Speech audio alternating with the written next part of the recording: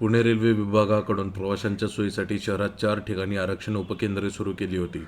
परंतु rail one IRCTC ॲपच्या माध्यमातून प्रवाशांना घरबसल्या तिकीट काढण्याची सुविधा उपलब्ध आहे.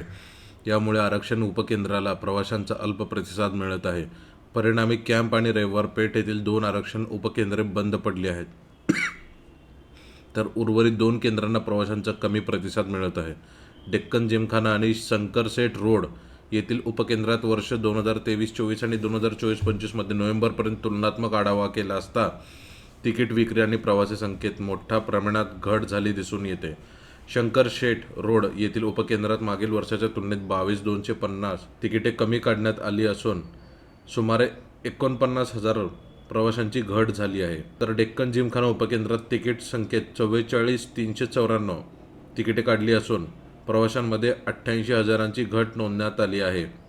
रेल्वेकडून प्रवाशांना घरबसल्या तिकीट काढण्यासाठी सोयीचे व्हावे यासाठी रेल वन IRCTC ॲप सुरू करण्यात आले.